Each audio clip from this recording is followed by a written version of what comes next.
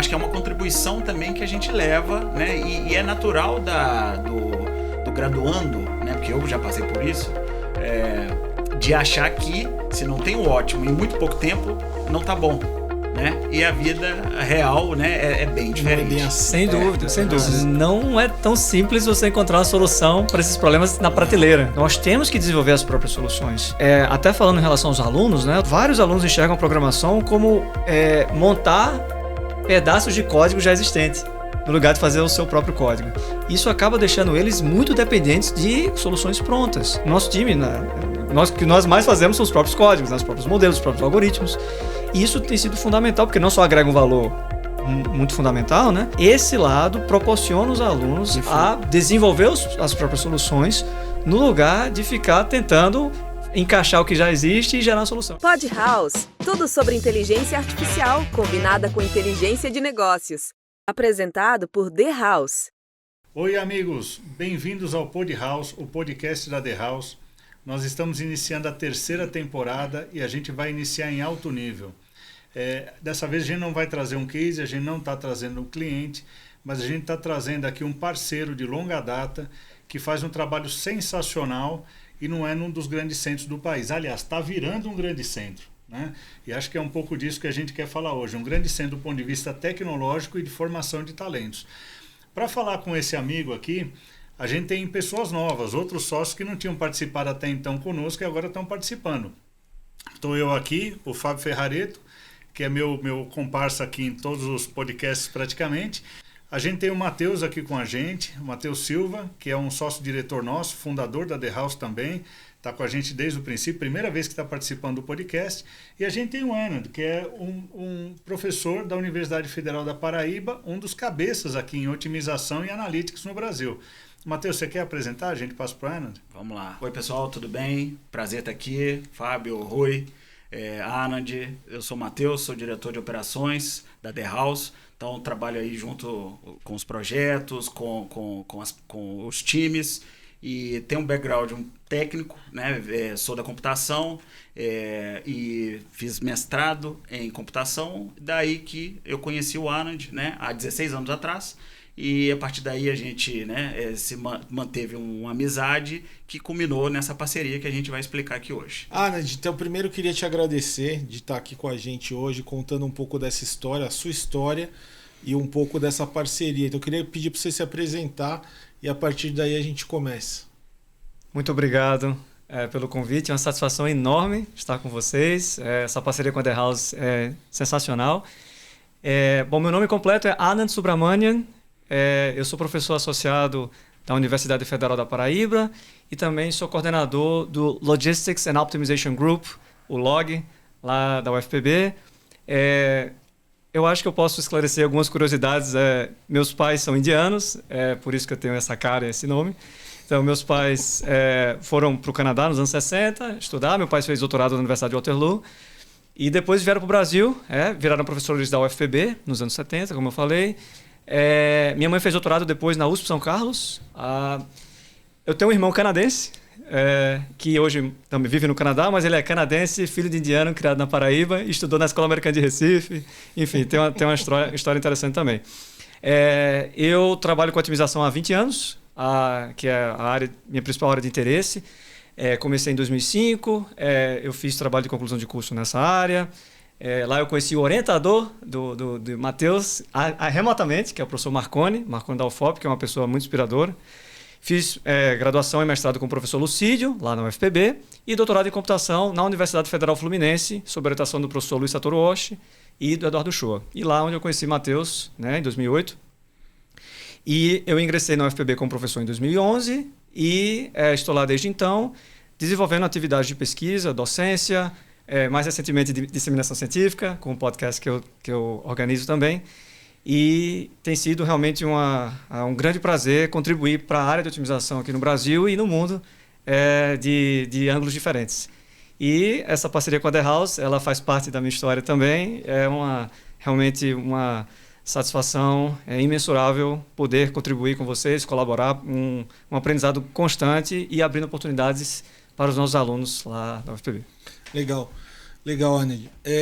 Eu queria começar, que esse papo aqui pode durar 3 dias ou meia hora, né? Mas enfim, a gente vai tentar chegar num equilíbrio aqui. Eu queria começar só contando um pouquinho do nosso lado, e aí eu passo para você com uma pergunta aqui. Para o nosso lado, pessoal, só para vocês entenderem aqui, a gente tem uma parceria com a Anand da UFPB, né, em que a gente canaliza demandas dos projetos, né, para ele, com os alunos dele de mestrado, de graduação, de doutorado, enfim, dependendo do caso, dependendo da senioridade e tal, de forma a gerar oportunidade de crescimento dessas pessoas, né? Porque tem vários vieses aqui, né? Tem um viés de atender grandes clientes, né? Que a gente atende grandes clientes e aí a gente traz os alunos, né, a academia, para esse ambiente que é um ambiente diferente de só estar na academia. Esse é um lado. Tem um lado muito humano da coisa, que é dar oportunidade para uma pessoa que talvez não tenha mais de baixa renda, que acontece isso também no dia a dia. Então é um caso. E para nós, a gente tá junto com a academia em que tem muita pesquisa, muita inovação, muitos contextos novos, muitas aplicações diferentes, muitas técnicas novas. Então, para a gente também é riquíssima essa parceria, né? Então, eu queria, Anand, primeiro perguntar para você um pouquinho da realidade do lado da universidade e dos alunos, como que eles veem isso, como é que é a percepção, por que é legal, por que não dá certo, etc. Porque tem sempre o lado bom e o desafio que está na mesa, né? Para os alunos é um processo de aprendizado extremamente relevante, porque é uma oportunidade de ouro de reduzir o gap entre teoria e prática. Eu acho que esse aspecto de ainda informação, vivenciar experiências em que eles tenham a possibilidade de enxergar a aplicabilidade do que eles estão vendo em sala de aula, no laboratório, enfim, faz com que eles ainda informação consigam alcançar níveis, né, de capacitação técnica, né, também o desenvolvimento do aspecto motivacional e entender um pouco mais do ambiente corporativo, sendo que ainda tem um pezão na universidade e fazendo tudo isso com supervisão humanizada, né? Eu acho que são aspectos assim que engrandecem bastante o desenvolvimento do aluno, tanto o aspecto profissional quanto o pessoal. Então, ter essa chance, né? Ainda mais numa região talvez menos badalada do país, né? No formato remoto, acaba gerando inclusão, né? E outros pontos que são assim, muito interessantes.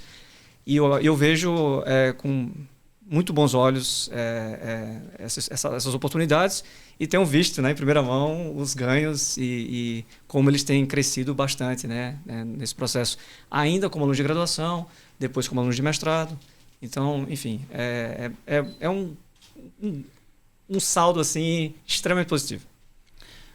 Eu lembro quando a gente montou a empresa, a ideia, a gente montou a empresa pouco antes da pandemia, ainda não tinha fechado. Não, peraí.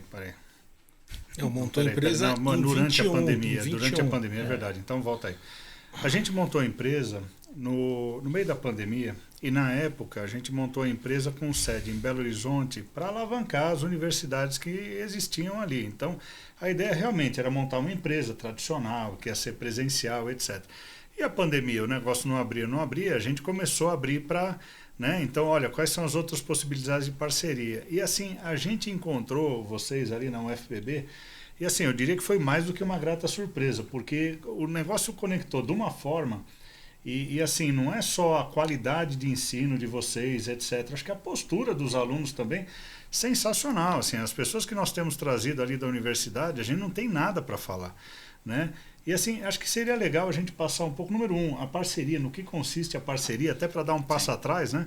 O que a gente está falando. E depois, Ana, falar um pouquinho de como que você está conseguindo formar essa geração, porque, poxa vida, eu vou te falar, assim, tá sensacional.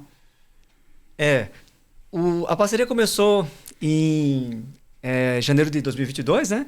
Só que as conversas, elas se iniciaram no final de 2021.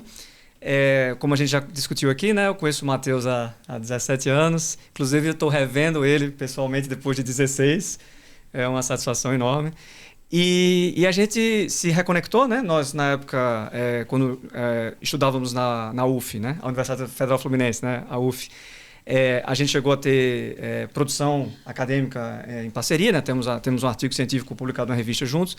Então, a gente discutiu sobre as possibilidades de reeditar, né? De continuar de onde a gente parou. A amizade era a mesma, então fluiu de uma maneira muito orgânica, muito natural. Não houve nenhum esforço de se reconectar em nível humano. E aí nós identificamos uma oportunidade de, digamos assim, né, foi meio que juntar fome com a vontade de comer, né? E aí, por conta da natureza dos problemas, né, que vocês precisam resolver, logo nós entendemos que algumas soluções não estavam tão disponíveis assim na prateleira.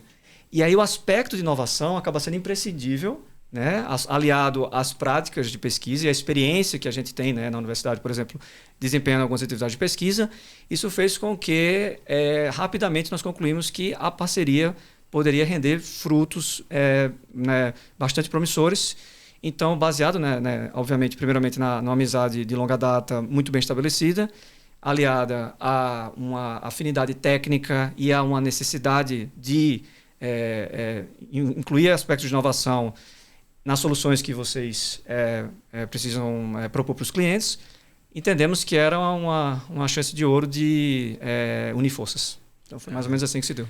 Eu vejo como algo bem positivo, né? Desde o início foi muito transparente como seria essa parceria, né? Então o Anand deixou muito claro, né? Eu quero fazer uma parceria, eu quero ajudar, mas eu preciso também ter o retorno, né, quando eu falo de academia. Então, assim, vamos trabalhar, a gente traz a inovação, mas eu preciso também gerar trabalhos, publicações, enfim, que tá no meio acadêmico, ele, né, precisa gerar, né, esse tipo de retorno para a academia. Então, foi algo muito claro e que a gente teve em mente desde o início, né? Então, assim, todo o trabalho que a gente realiza, a gente faz uma entrega, vamos falar assim, e a gente dá um tempo. Agora, dado que nós entregamos, vamos parar, vamos escrever o artigo para a gente conseguir publicação. Então,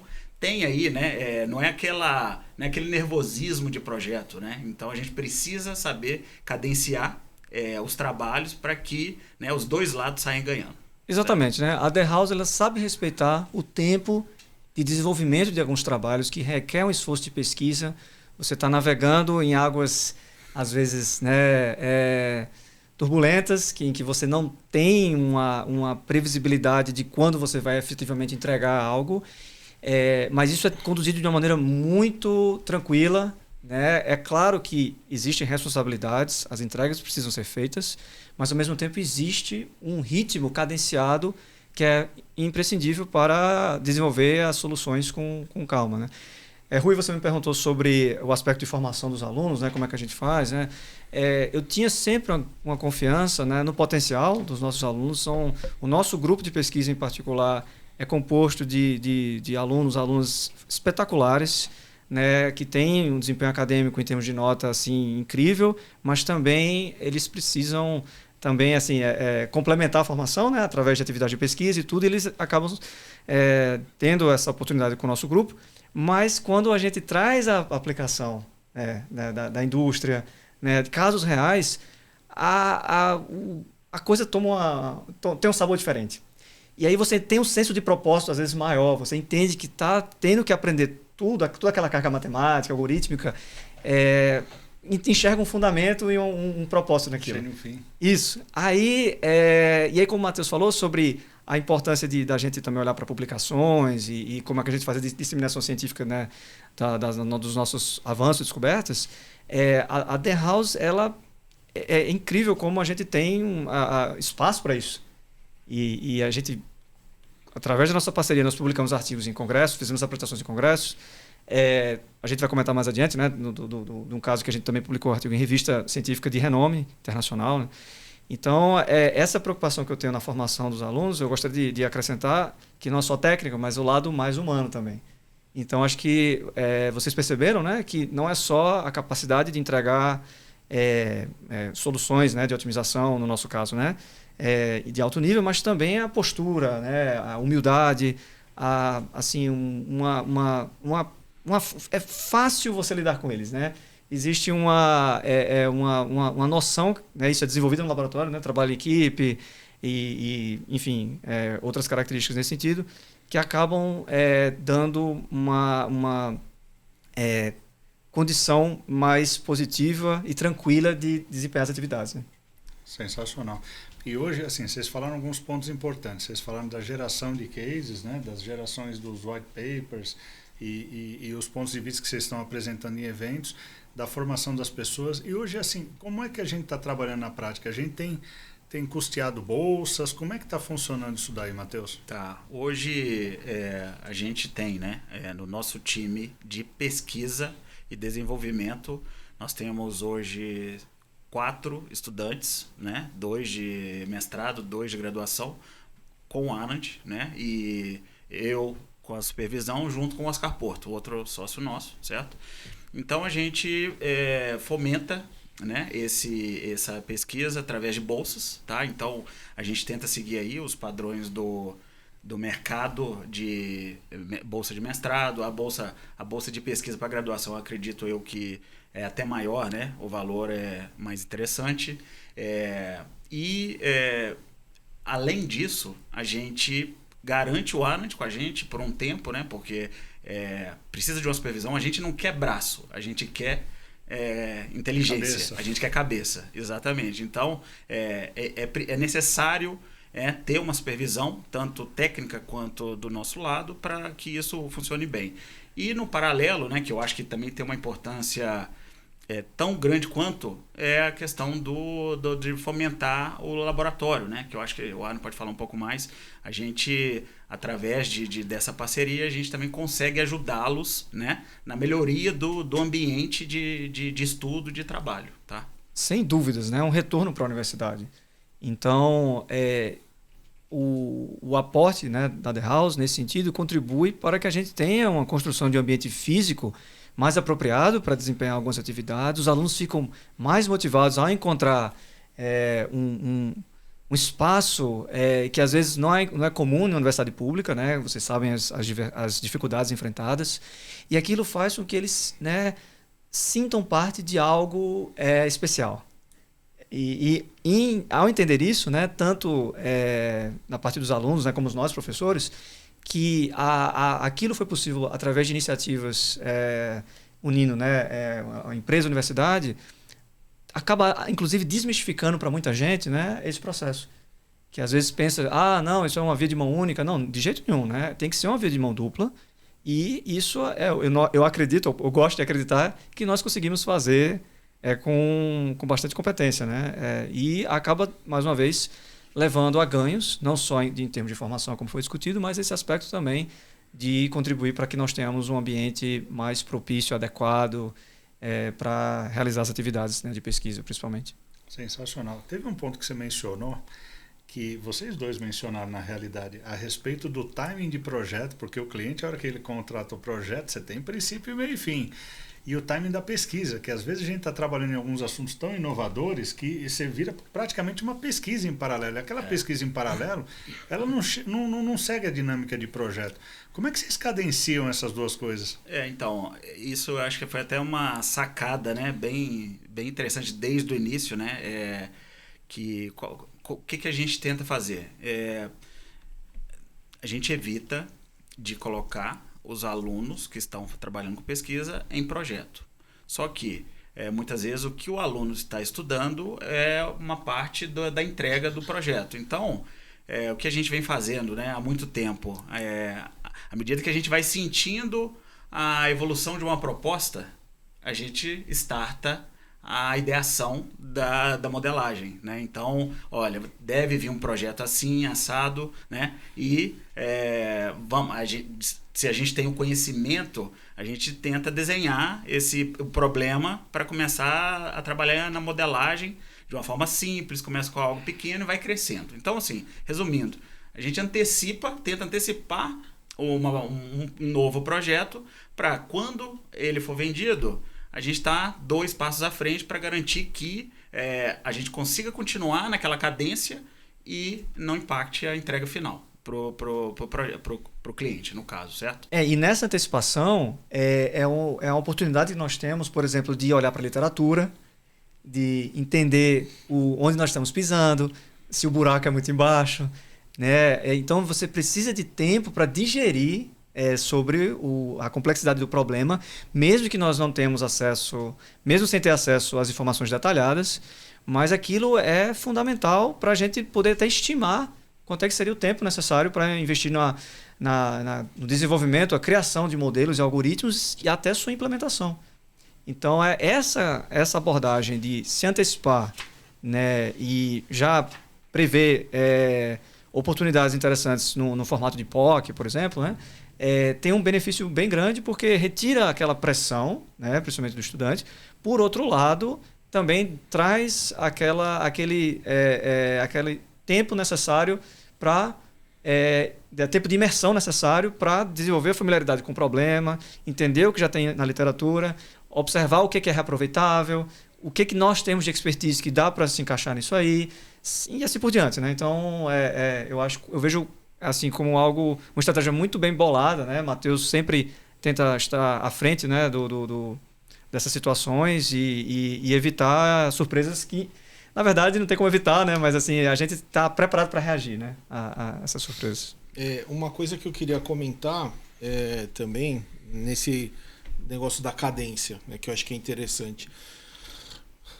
A dinâmica é bem essa que o Matheus falou. A gente antecipa a decisão de começar a trabalhar num modelo específico antes da venda do projeto acontecer, né? Para permitir que o time do Anand consiga fazer o que ele tem que fazer, respeitando os passos principais da pesquisa, né? Agora, o que acontece com isso? Acontece que às vezes o projeto não vende, né? Acontece, né? Então, assim, acho que talvez nos casos com a UFPB, talvez 1 ou 2 casos, o resto sempre vendeu. Mas enfim, na prática, às vezes pode ser que não venda.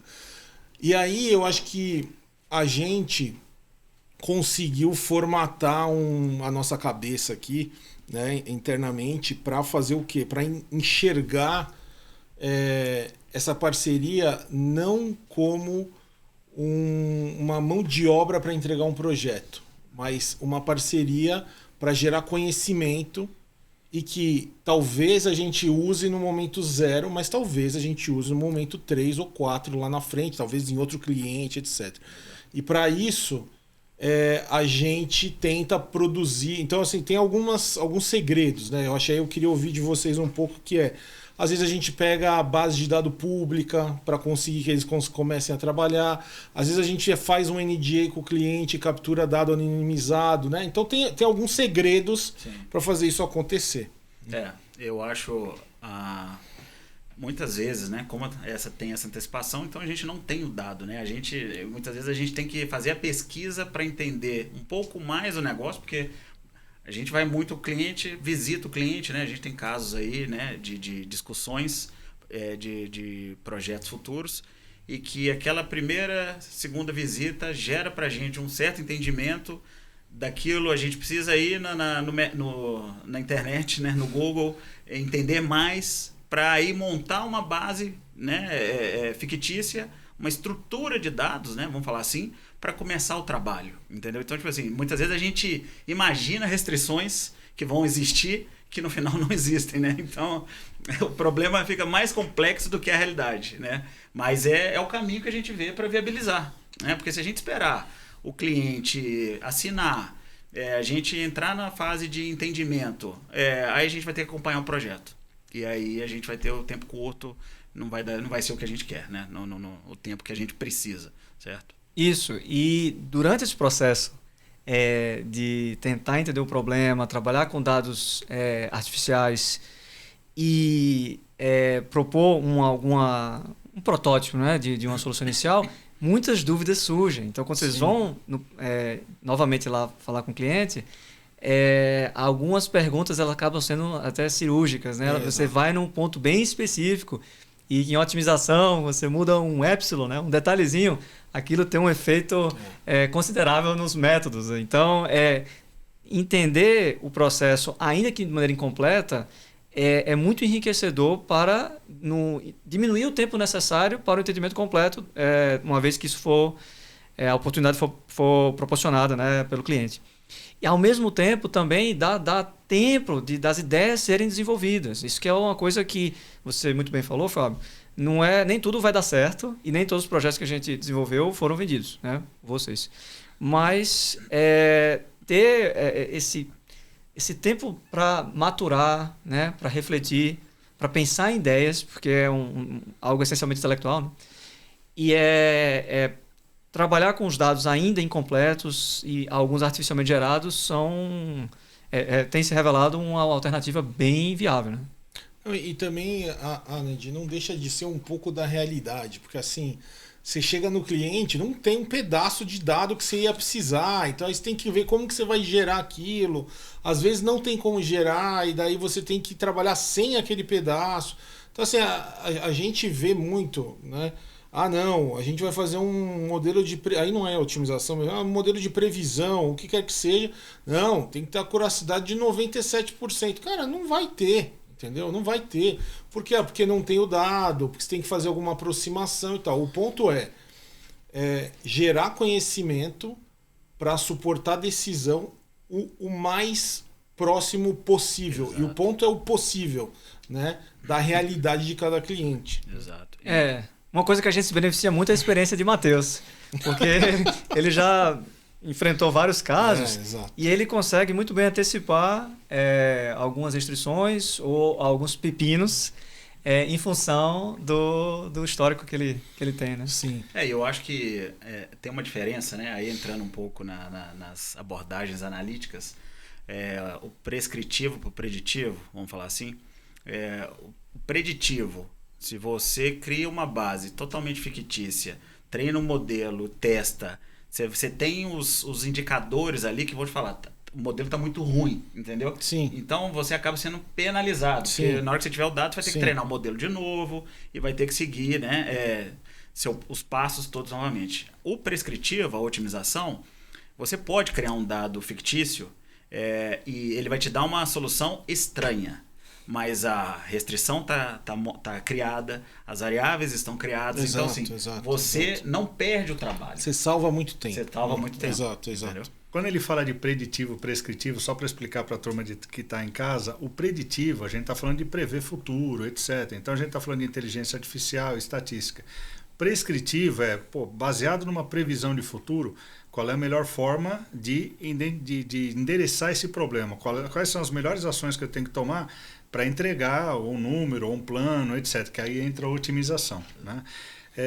Um negócio interessante que assim, a gente está discutindo aqui é esse modelo de trabalho. Então, tudo bem, a gente tem duas pistas de trabalho. Uma pista é a parte de pesquisa, e a gente está abastecendo a universidade com uma série de casos interessantes. Eu entendo que a turma está trabalhando nisso, não sei o quanto empolgado eles ficam com receber esses casos reais, alguns pepinos ali que eles precisam dissecar, etc.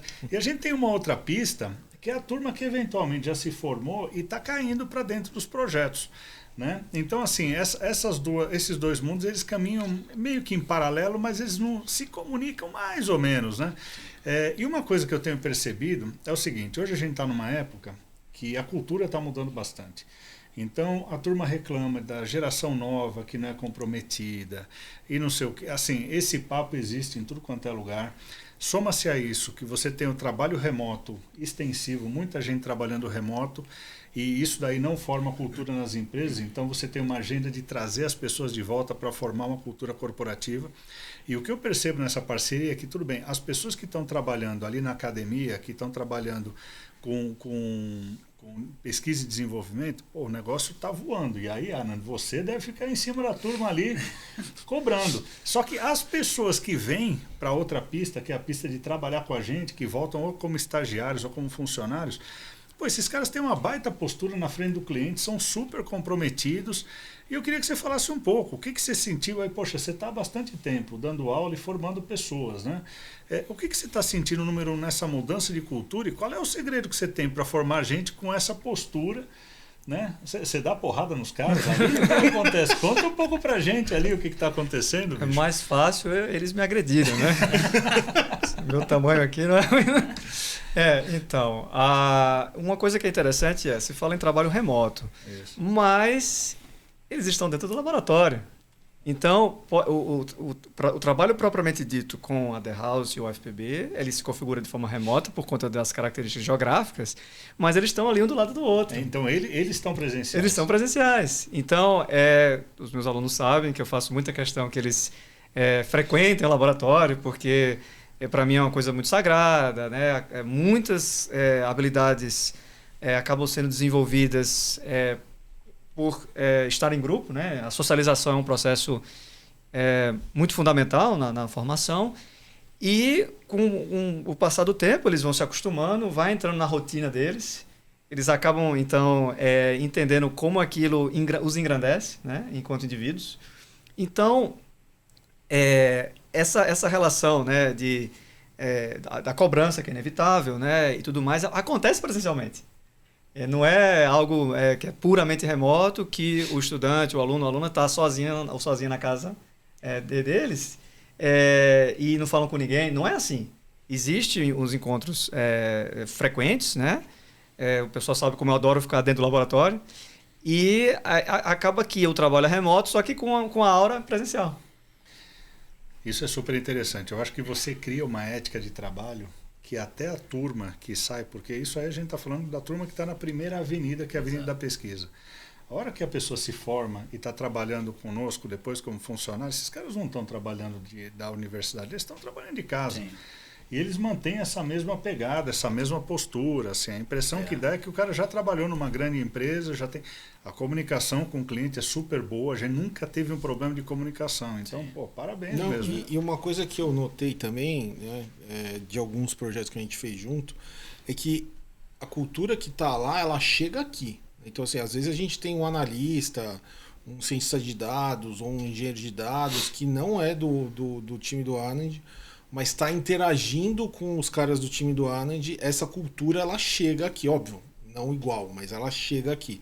Então, isso ajuda também a gente a trabalhar o perfil, essa cabeça de cultura, vamos dizer, moderna, o que quer que seja, que às vezes traz um prejuízo de comprometimento, traz alguma coisa que a gente tem que adequar.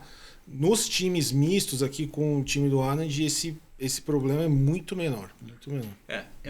A minha leitura, né, desses 4 anos, o sarrafo do Anand é muito alto, tá? Então, assim, ele cobra, ele exige muito, né? Então, assim, eu do outro lado, né, tendo os desafios, eu me sinto muito tranquilo em passar, né, em dividir esse trabalho com eles, porque eu sei, assim, pode não ser na primeira solução, como a gente tem vários exemplos, né, de entregas que aconteceram isso, mas que a gente vai sair do outro lado, entendeu? Eu tenho certeza que a gente vai sair do outro lado, de uma forma ou de outra. E aí, então, assim, eu vejo a postura dele, né, uma postura muito séria e que os estudantes entendem isso, né, respeitam e fazem e eles visualizam aquilo como algo diferente, né? Que eu imagino o seguinte: não são todos os professores que devem ter a sua postura, então eles dão muito valor para isso, né? E os alunos gostam do Anand. Os alunos adoram o Anand. E assim, eu acho que eles dão muito valor às oportunidades, entendeu? Então, assim, o fato de eles conseguirem fazer um estágio ou trabalhar numa empresa do Sudeste, do Grande Centro, vamos falar assim, né? Mais remoto que somos, estamos aqui no Sudeste. E isso tem muito valor. É uma oportunidade que eles abraçam com unhas e dentes, né? Então, assim, eu não lembro de uma situação, né, que a gente precisou conversar para falar de entrega de postura. Então, assim, é uma preocupação a menos pra gente. Entendeu? Que estamos aqui no dia a dia, na operação, tendo que ver outros problemas, N outros projetos, né? Então, acho que é um conjunto, né? A escola do Anand, né? Que ele começou, onde ele começou, né? E que, querendo ou não, a gente compartilha um pouco, né? O Marconi, o nosso orientador, vamos falar assim, ele pregava muito isso, né? Então, assim, quer trabalhar, eu te dou o trabalho, mas eu espero de você esse comprometimento. Então, acho que isso só vai passando, né? Para as gerações futuras. Exatamente. Uma coisa que eu insisto bastante é que a quantidade de pessoas capazes, né, no Nordeste, na Paraíba, na UFPB, isso é inegável. Muitas pessoas inteligentes, realmente. O que eu tento contribuir, primordialmente, é o lado cultural, que é basicamente encorajá-los a saber como usar a inteligência. Isso superpassa por alguns caminhos e inclusive, retirá-los da zona de conforto com alguma frequência. E não é tão simples fazer isso, porque é um processo que toma tempo. Algumas pessoas vêm do interior, né? Tudo é novidade, né? Então, imagina, vocês podem falar que alguém vai do Nordeste, vem para o Sudeste, já tem um certo choque, uma certa necessidade de se adaptar. Isso acontece quando alguém vem do interior e vem para a capital. Nós estamos na capital, isso também acontece. Não é só que lá tem a praia, né? Então, tem outras coisas envolvidas. Fazer esse acompanhamento de forma humanizada é absolutamente fundamental. Então, o trabalho é identificar os talentos, protegê-los. A gente tem que proteger pessoas com muita capacidade, mantendo-os motivados e dando formação. E durante esse processo, elevar o sarrafo é inevitável. Se você deseja ser competitivo internacionalmente, como o nosso grupo se propõe a ser, não há como fazer algumas concessões, como, por exemplo, não concluir projetos, nos projetos acadêmicos. Com a The House, eu tenho orgulho de falar, Matheus pode confirmar, que nós entregamos todos os projetos de pesquisa e desenvolvimento e inovação que que a gente teve a responsabilidade de fazer. E, pessoalmente, eu tento formar os alunos, junto com meus colegas também, evidentemente, né, do grupo e do centro informático, para eles terem condições de trabalhar em qualquer lugar do mundo. Só que para isso não é só ser bom programador ou ser bom de matemática, modelos matemáticos, mas também tem que saber se comportar.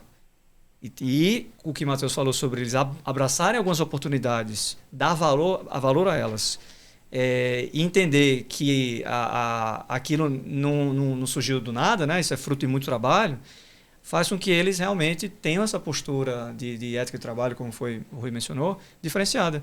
E, de uma certa forma, né, não é só a característica do nosso grupo de pesquisa, né, como vocês têm tido a feliz oportunidade de absorver alunos de outras áreas, né, lá do Centro de Informática, existe realmente esse posicionamento de abraçar a oportunidade, valorizá-la, e de abraçar a oportunidade de valorizar e conseguir entregar, porque eles entendem que os coleguinhas estão fazendo.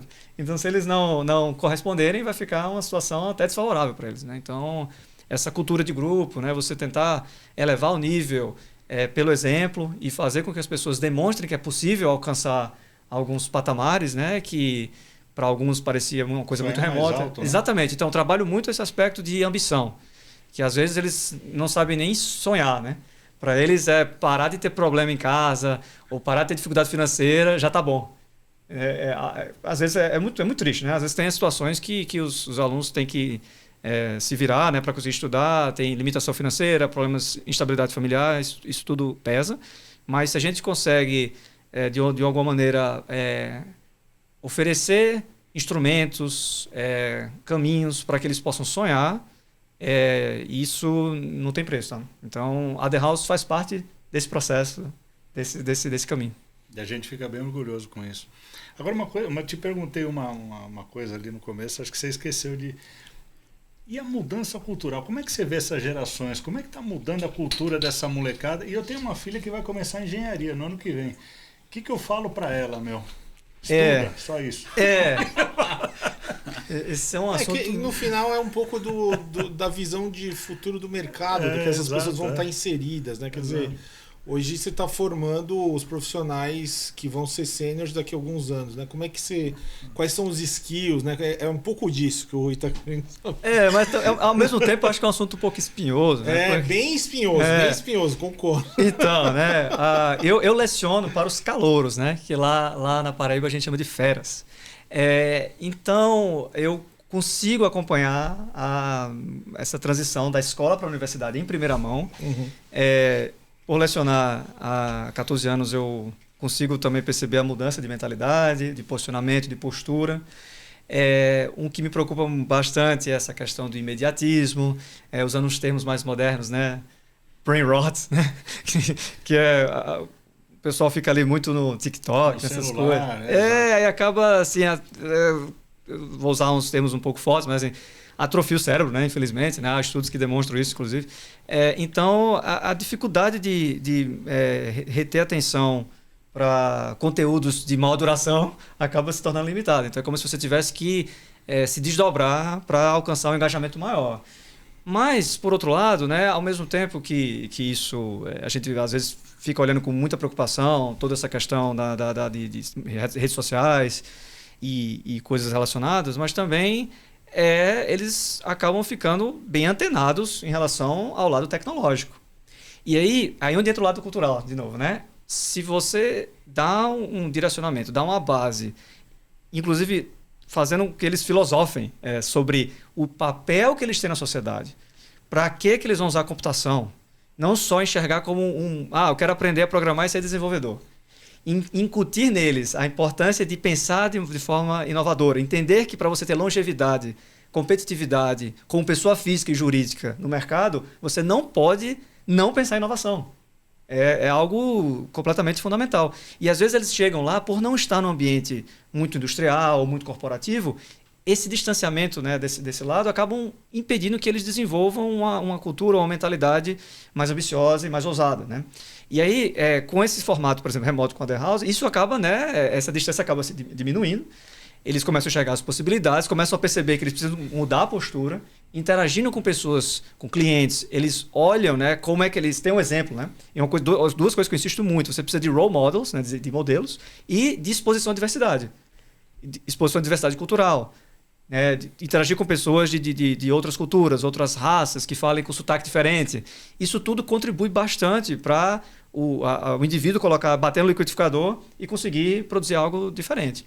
Então, essa mudança, eu vejo com dois olhos. Um lado mais eu fico um pouco preocupado com relação à capacidade intelectual, no sentido de usar o cérebro de uma maneira produtiva, mas também eu vejo como algo muito favorável, porque permite, né, toda a tecnologia que permite, por exemplo, trabalho remoto, também permite que eles desenvolvam muitas coisas que anteriormente não eram possíveis, né? Então, você sabe programar, você pode, por que não, mudar o mundo, né? Que é algo que é mais abstrato, não depende necessariamente de infraestrutura muito pesada, mas permite que eles consigam atacar problemas da sociedade, problemas em que eles realmente possam fazer diferença, e incutir isso neles, né, é algo que é um desafio muito grande, porque tem que ter a retenção da atenção deles, não é tão simples. Mas quando você mostra que é possível, aquilo acaba se tornando mais tangível, mais possível. E eles começam a sonhar com coisas que eles nem sabiam que existiam. Alguns pontos importantes que você comentou a respeito da pessoa ter contato com diversas culturas, raças, os sotaques diferentes. Isso é um negócio que a gente valoriza muito na empresa. E a gente vê que realmente traz, assim, uma baita de uma visão diferente. Você tem um caldeirão ali em cada um dos projetos, sempre traz um componente diferente. E acho que entrou um pouco no DNA da empresa, né? Acho que essa mistura de todo mundo aí virou um pouco do DNA e a gente já traz. Isso daí é um negócio já parte da cultura da The House. E a gente tem um caso sensacional onde isso foi aplicado, né? Um caso num cliente do Fábio, e acho que seria legal a gente vou mencionar. contar aqui porque acho que é interessante, né? A gente teve um dos casos que a gente trabalhou junto com o time do Anand, foi o caso de um hospital novo aqui em São Paulo, está abrindo uma unidade específica para câncer. E o cliente procurou a gente para desenvolver. A pergunta que estava na mesa era: como é que eu faço para ter um hospital, a planta do hospital, né, projetado de forma que eu tivesse o fluxo de pacientes e de recursos otimizado, ou seja, mais eficiente. E mais eficiente a gente traduziu como, junto com o cliente, traduziu como um paciente que se movimente menos dentro do hospital, porque quando o paciente se movimenta menos, os recursos associados àquele paciente, os enfermeiros, os médicos, os equipamentos móveis, tipo máquina de eletro e etc., eles também se movimentam menos, e essa perda de tempo de movimento é improdutiva, e com isso você torna um hospital mais produtivo, e você teoricamente precisa de menos recurso para atender o mesmo volume de pacientes, né? E então esse cenário foi um cenário muito diferente, muito único, né? Eu, na época, quando eu estava discutindo com o cliente em época de proposta, a gente procurou papers, né? Assim como o Anand também procurou, depois que eu sei, a gente procurou papers e, na verdade, não tinha na indústria uma abordagem como essa. A gente tinha uma abordagem lá meio parecida, assim, lá na Rússia, de alguns anos Turquia, atrás. Não era a Rússia, era um negócio meio maluco, mas é parecida, não era exatamente a mesma coisa. E a gente começou a trabalhar com a Anand nessa história de antecipando, tá? Então a gente começou a desenvolver o modelo antes do projeto de fato sair. E aí foi bem legal porque as diferentes cabeças, né, as diferentes formações trouxeram os potenciais pedaços da solução para a gente sair do outro lado. Eu queria ouvir um pouquinho o Anand comentar, porque foi um case muito legal. Foi uma aplicação extraordinária, né? Um cliente robusto, digamos assim, né? Sim. E a gente tinha que fazer, propor, né, um layout para a unidade hospitalar. E é um problema encardido, né? Muito difícil. A gente contou com o time do Lucas, né? Que trouxe lá, né? Fez o process mining e a parte preditiva, né? Que foi fundamental para nos abastecer. E a gente teve que recorrer à literatura. Identificamos, inclusive, raros ou quase nenhum trabalho de desenvolvimento de layout em hospitais na América Latina. E aí, em discussões, né, com o Matheus, imediatamente eu identifiquei uma grande oportunidade de pesquisa, né? Sim. E aí nós, primeiramente, examinamos a literatura, observamos que não havia algo que a gente pudesse simplesmente replicar, então nós tivemos que entender as especificidades do caso em questão, entender o que tipo de metodologia a gente poderia usar, a densidade técnica desses métodos que a gente ia desenvolver também é um aspecto importante para a gente considerar, porque isso influencia o tempo de desenvolvimento do projeto, né? E aí, muitas conversas, muitas reuniões com o Matheus, com o Oscar. Inclusive, trabalhar com o Oscar Porto é um privilégio enorme, né? E gradativamente nós fomos montando soluções, né? Baby steps, né? Passo a passo.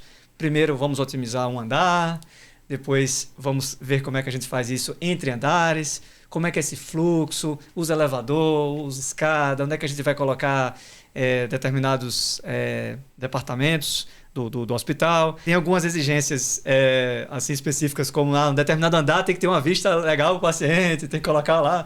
Então, isso são características e restrições que você enxerga só na prática mesmo, né? Exato. Então, quando você está na sala de aula, você não vai pensar numa situação como essa, mas é o que tem na realidade, né? Então, acomodar essa série de restrições únicas, peculiares, né, é um desafio muito grande. E onde é que vem a oportunidade de pesquisa? Porque, em função dessas novas restrições, você está inovando, né, resolvendo problemas únicos que não foram estudados até então, que têm características que oferecem oportunidades de avanços metodológicos. E aí, quando você faz isso, né, e com êxito, é possível você, então, documentar e compartilhar esse conhecimento, esse avanço com a comunidade científica. E a gente conseguiu publicar isso num Simpósio Brasileiro de Pesquisa Operacional, que é o principal evento da área de pesquisa operacional do Brasil. Pesquisa operacional, para quem não sabe, né, é o uso basicamente de matemática, algoritmos para a resolução de problemas de tomada de decisão. E culminou também num artigo publicado num periódico, numa revista científica chamada Healthcare Management Science, que é uma revista de renome internacional expressivo. Não é simples publicar lá.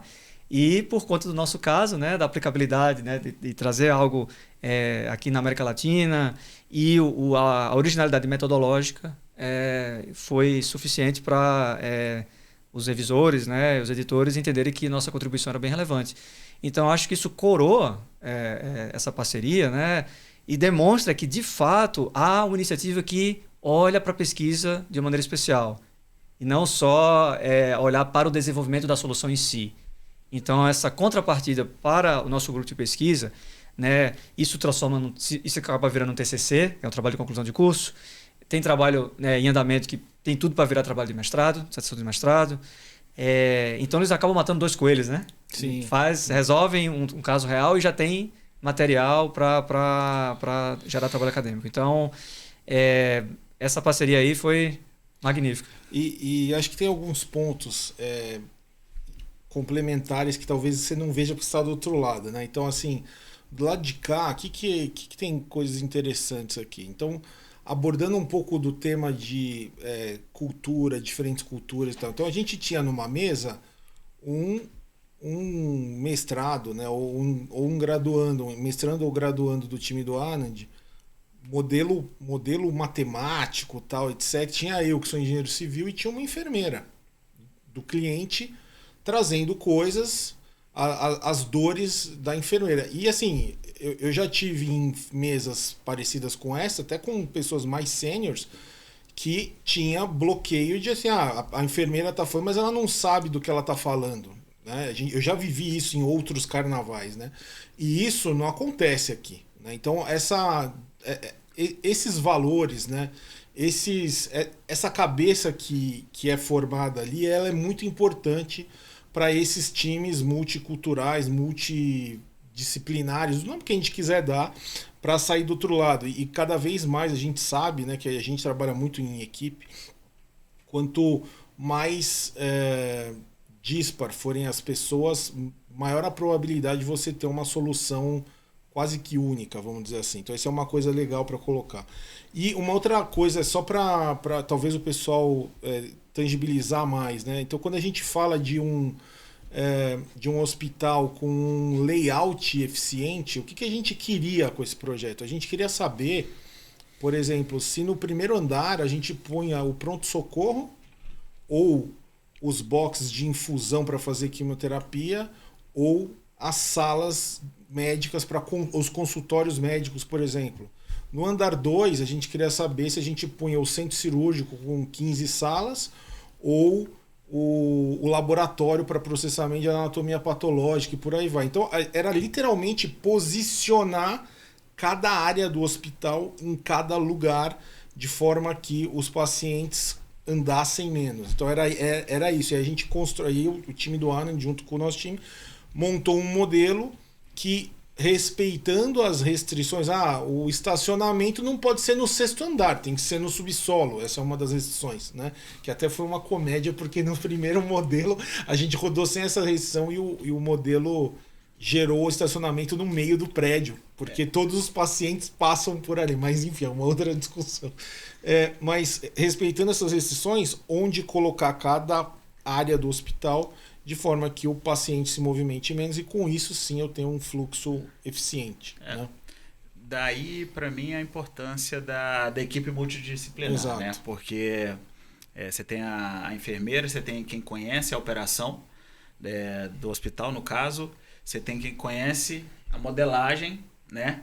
E esse exemplo do estacionamento no meio do prédio, o modelo estava entregando o resultado correto. Né?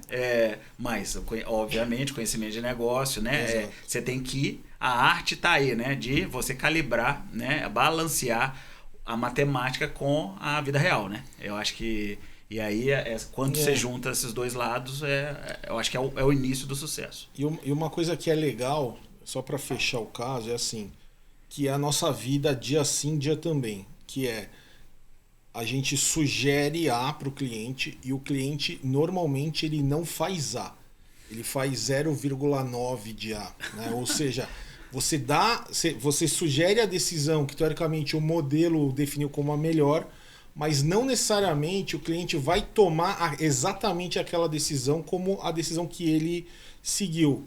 Por quê? Porque a gente está no modelo, pessoal, quando o Anand fala de suporte à decisão, é isso. Você vai dando cenários, tipicamente, e um dos cenários, talvez não o ótimo, mas um muito bom, vai ser o escolhido. Isso é a nossa vida. Então, eu acho que isso é legal nessa parceria com a universidade, porque traz o pragmatismo do mercado de trabalho, né, Ana? Exatamente, né? Então, na sala de aula, a gente explica, né, como os algoritmos de otimização funcionam, e a palavra ótima é muito sagrada, né, Exato, em otimização. exato. Né? Só que, às vezes, né, em alguns casos, há uma certa obsessão pelo ótimo, Exato. porque é aquela coisa matemática, definitiva e tudo. Só que, às vezes, isso acaba levando um distanciamento prático muito grande. Primeiro porque, para desenvolver soluções que assegurem a solução ótima em problemas de grande porte, acaba se tornando inviável computacionalmente.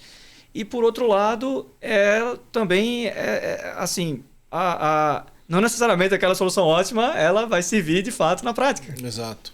Então, os alunos em formação, percebendo que é interessante observar que o que acontece na prática não necessariamente se reflete aquilo que eles estão gerando na teoria. Como ótimo, né? Exato. Você tem que ter um jogo de cintura, Exato. uma flexibilidade, uma acomodação. Sim. E isso vem com exposição à diversidade. Exato.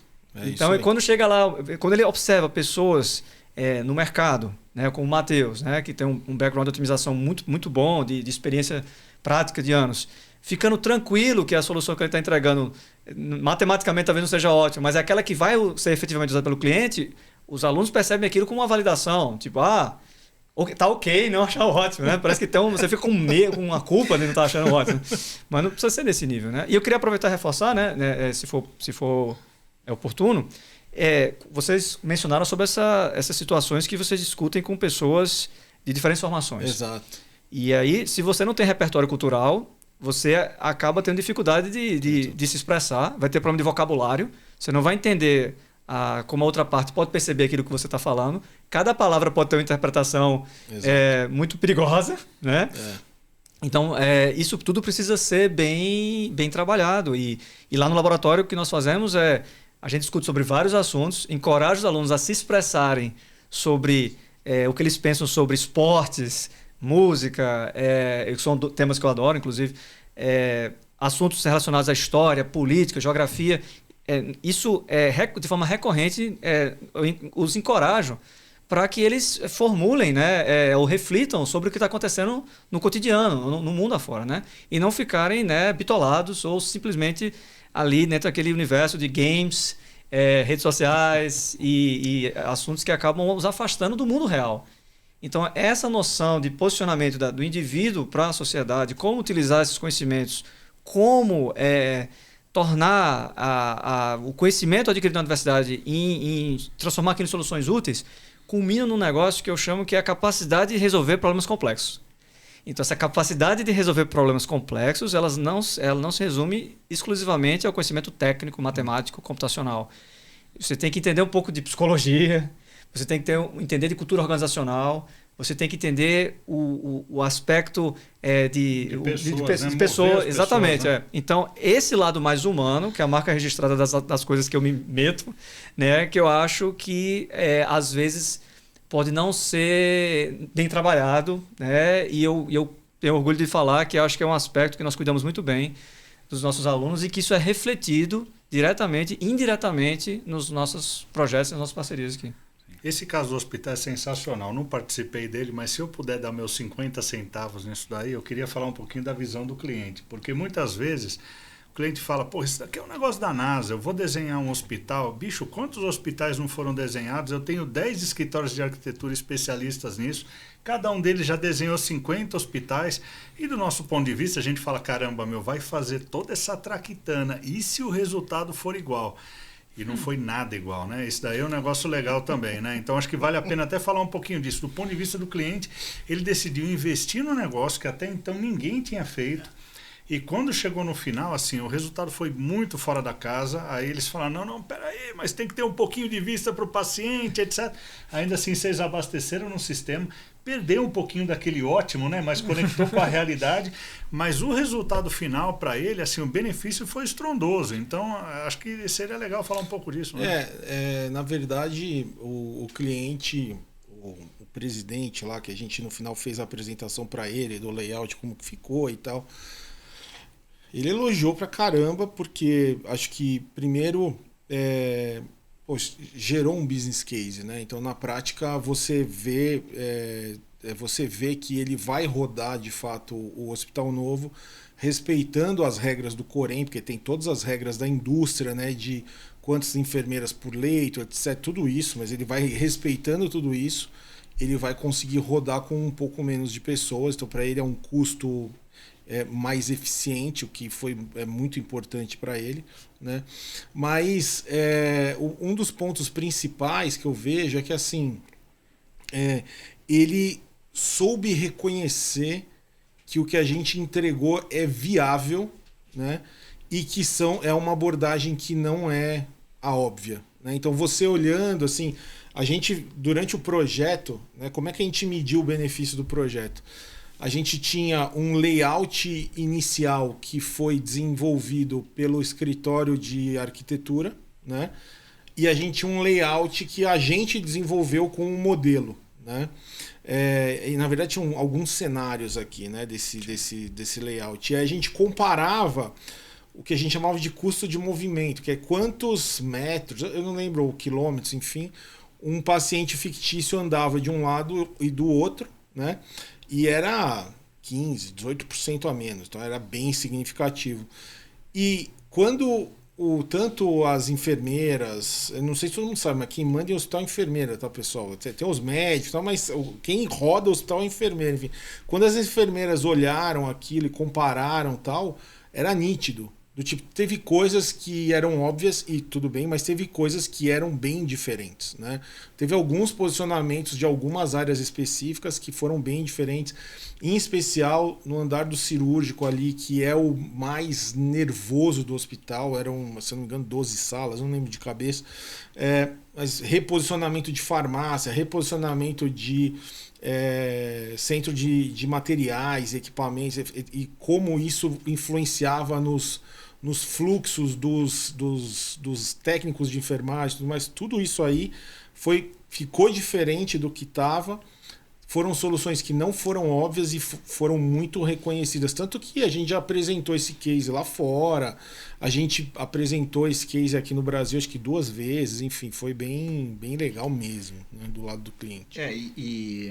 Assim, extrapolando, né, voltando aí para não o problema em si, mas a forma de trabalhar, né, vamos falar assim, né, essa relação academia-mercado, isso é muito engraçado, né, porque a gente já falou aqui sobre, a gente leva o trabalho real, o problema real para a universidade, e quando a gente começa a ver os resultados, é muito engraçado, né, daí vem um pouco a realidade que a gente leva, né, além do problema. Quantas vezes, né, a gente já discutindo, o modelo não tá bom, o modelo tá demorando 2 minutos. Eu falei, ô Arnold, cara, tá excelente. Não tá bom, a gente tem que melhorar isso, entendeu? Então, tipo assim, não é a vida real, né? A gente sabe o tempo que a gente tem ali, né? Como aquilo ali vai ser aplicado no dia a dia, né? E a questão a melhor solução, né? Muitas vezes essa solução já está ótima. Não estou satisfeito. Então, eu acho que é uma contribuição também que a gente leva, né? E é natural do graduando, né? Porque eu já passei por isso, de achar que se não tem o ótimo em muito pouco tempo, não tá bom, né? E a vida real, né, é bem diferente. Não é bem assim. Sem dúvida. E um outro ponto muito importante sobre esse projeto, né, e outros que nós trabalhamos, é que não é tão simples você encontrar uma solução para esses problemas na prateleira. Esse que é o ponto. Então, algumas pessoas, inclusive jovens, né, entusiastas das ferramentas de IA, né, hoje é muito fácil você conseguir gerar soluções num tempo relativamente curto, né? E, Fábio, um aspecto que é importante ser destacado, né, nesse projeto que nós fizemos com o hospital e também outros projetos, é que muitas dessas soluções elas não são facilmente encontradas em prateleiras. Nós temos que desenvolver as próprias soluções. Então, até falando em relação aos alunos, né, eu estava discutindo isso com o Matheus outro dia, vários alunos enxergam a programação como montar pedaços de código já existente, no lugar de fazer o seu próprio código. Isso acaba deixando eles muito dependentes de soluções prontas. E com o avanço das ferramentas de IA, né, que estão permitindo uma produtividade maior, né, no desenvolvimento, mas também tem o outro lado deles se tornarem reféns disso. Então, muitas vezes, eles ficam sujeitos a códigos, né, já existentes e se tornam pessoas vulneráveis ou até incapazes de fazer o próprio código. O nosso time, o que nós mais fazemos são os próprios códigos, né, os próprios modelos, os próprios algoritmos. E isso tem sido fundamental, porque não só agrega um valor muito fundamental, né, dá um diferencial competitivo, tem um aspecto de inovação, Sim. mas é aí onde eu menciono e reforço, né, a importância de você estudar disciplinas como estrutura de dados, complexidade de algoritmos, você entender os algoritmos matematicamente, entender álgebra linear para quando for pensar nos modelos matemáticos, se forem usar os pacotes computacionais, entender por que ele está demorando a resolver. Então, esse lado proporciona os alunos a desenvolver as próprias soluções no lugar de ficar tentando encaixar o que já existe e gerar uma solução. Eu já vi alguns alunos falarem para mim, né? Tem dado um problema de otimização, eles encontram na prática e falam, mas eu não encontrei um IA que resolve isso não. Bem-vindo à realidade. Bem-vindo ao mundo real. Aí você tem que usar o IH, né, que é a inteligência humana. É isso aí. É isso. Amigos, a gente bateu no nosso limite de tempo aqui. Eu achei espetacular o papo com o Anand. Obrigado, Anand. Pô, assim, o relacionamento de dia a dia com ele, com a equipe dele, já é sensacional. Aqui no podcast, acho que você trouxe muita coisa pra gente, tá? Teve alguns itens importantes, só foram 10 itens, não são poucos aqui que a turma anotou, tá? Então, assuntos importantes aqui, acho que o que a gente precisa ter presente, talvez, em salas de aula, e o que não só os alunos, os professores também, eu acho que seria meio que um benchmarking, né, do que vocês vêm fazendo. Então, eu acho que, repertório cultural, comunicação clara, né, e transparente, postura confiante dos alunos, eu acho que como fomentar isso, os alunos mesmo pensarem a respeito, cultura colaborativa, sensacional, tá? Pensamento filosófico, né? Você até comentou agora há pouco aqui, os dilemas éticos, como tratar, etc. Né? Cultura de inovação, valorização da diversidade, né? Para a gente ter uma pluralidade aí de ideias, jogo de cintura, flexibilidade e capacidade de resolver problemas complexos. É isso? Sim, muito bem resumido. A turma aqui... É isso, a turma aqui, a produção anota tudo aqui, meu. O pessoal foi... E assim, eu queria agradecer, porque assim, foi sensacional. Passar para o Fábio, Matheus, fazer as considerações e depois você. Pessoal, foi excelente. Anand, te agradeço muito. Essa parceria, eu espero que fique por muitos anos, porque é muito rica, né? E gera resultado. A gente falou de um case aqui, tem vários outros. E não só para os clientes, mas gera resultado para a gente e para a universidade, que eu acho que isso que é o legal, né? Eu acho que a gente tem muito orgulho disso, acho que a gente quer continuar fazendo muito mais, porque gera muito fruto. Acho que esse que é a mensagem aqui. É isso aí. Eu assino embaixo, né? Foi muito interessante, muito legal, né? Te reencontrar depois de 16 anos, né? Conversar um pouco sobre o tempo, né, passado e nossa parceria. Quero agradecer muito pelo comprometimento, né, que você e todo o seu time tem, a universidade, o seu departamento, né? Então, com quem a gente conversa lá, você vê a seriedade, né, que tratam qualquer assunto.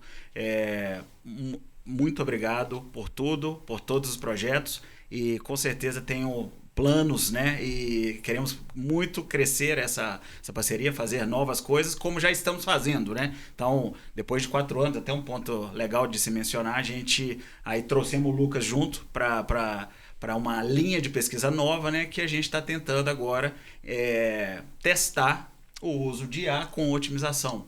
Então tá embrionário, né? Mas eu acho que é um caminho bem promissor, que a gente vai com certeza trabalhar junto nisso. Muito obrigado. Eu que agradeço muito a oportunidade, eu fico muito feliz de colaborar com a The House, né? Eu costumo falar para o Matheus que é um dos pontos altos durante as semanas, reuniões semanais são muito boas com o Matheus, o Oscar e a nossa galera. Uma coisa que é muito fundamental de destacar é que essa relação que eu tenho com o Matheus de muitos anos, ela funciona maravilhosamente bem por conta da sinceridade e transparência como a gente encara qualquer assunto. E isso, de certa forma, também é algo que eu tento incutir nos nossos alunos, né? Que proporcionar um ambiente em que eles consigam falar exatamente o que eles pensam. E esse exercício é muito importante. Porque eu fico brincando que quando você fala o que você pensa, você está vivendo. Quando você fica pisando em ovos, tentando ali fazer coisa meio política, você está existindo, né? Então, eu acho que quanto mais você imprime sua identidade, melhor. E trazendo isso para a pesquisa e desenvolvimento, quando você tem dificuldades e admite, quando você tem um bug e informa isso com tranquilidade, sabendo que outra parte vai te entender e vai dar um direcionamento para você atingir o ponto 10, que é a resolução de problemas complexos, né? É algo que gera confiança, gera um conforto, gera uma sinergia maravilhosa entre as partes. Então, esse relacionamento sincero, honesto, transparente, compreensível, a The House tem um aspecto de cuidar das pessoas que colaboram com ela de maneira extraordinária, e eu me sinto parte disso, me sinto super acolhido. Então, só tenho a agradecer não só a oportunidade de colaborar com vocês, mas também de ter contribuído aqui no podcast, né? Eu tenho meu próprio podcast, então eu sei como é importante essas iniciativas de divulgação, né? De conhecimento, conteúdo e tudo. Então, fica aí essa mensagem. Muito obrigado a todos e aos que assistiram também. Ana, antes de eu encerrar, fala do teu podcast aí. Qual é o endereço? Pô, faz um jabá. A gente põe o link aí, pessoal. Põe o link aí para divulgar. O podcast se chama Subject To. Ele é um podcast no formato de história oral, em que eu tenho a oportunidade de entrevistar personalidades, né, figuras renomadas da área de pesquisa operacional, otimização, analytics, né, do mundo todo. E inclui professores de universidades renomadas, como MIT, Harvard, Princeton, Stanford, essas americanas, né, mas outras também, né, de Bolonha, de universidades da Europa, aqui do Brasil, USP, UFRJ, e também de outros lugares da América Latina. E a ideia é justamente diminuir essa distância entre essas pessoas consideradas superstars, que você conhece nos artigos, ou de eventos, ou de ações profissionais da indústria, né? Aproximá-las, né?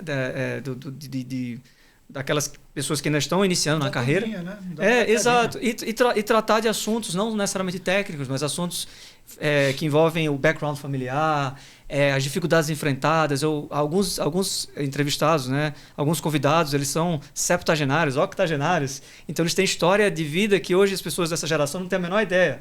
Né? Gente que chegou até a ter dificuldade de viver no próprio país, teve que se mudar, né? por razões políticas. E aquilo acaba trazendo, né, um lado mais humano, né? Isso que é o ponto principal dessa iniciativa. Novamente, né, nas coisas que eu desempenho, né, tanto lecionando, fazendo pesquisa, colaborando com empresas, inclusive a The House, e o podcast, eu acho que a coisa que segura tudo isso de maneira comum é a preocupação com o lado humano. Então, essa é a mensagem, né, do que eu queria deixar. Inclusive, é o que nós tratamos bastante no podcast. Então, aos interessados, né, vocês podem encontrar no YouTube e no Spotify, Apple Podcasts. Então, tem tido uma repercussão internacional muito grande e eu fico muito feliz com isso. Amigos, então, queria agradecer ao Anand, porque assim, acho que a conversa foi muito legal e o volume de insights que isso daqui gera, tanto para professores quanto para alunos, em cima de um case que a gente vê o resultado, né? Assim, a gente está numa região lá que não é uma região conectada com os grandes centros. É a capital do estado, é uma região que está florescendo pra caramba, mas não são os grandes centros. E eu acho que assim, é um caso realmente para ser pensado e copiado. E do ponto de vista das empresas, eu acho que tem muita gente boa lá, né? Não é para concorrer com a gente, né? Mas tem muita gente boa. E eu fico curioso para ver no longo prazo esse trabalho de vocês, até do ponto de vista de distribuição de renda lá, né? Mas isso daqui é um assunto para outro podcast, porque não tem geração de valor maior do que você sentar num computador, digitar um código, etc. A geração de valor que aquilo cria é um negócio assustador, né?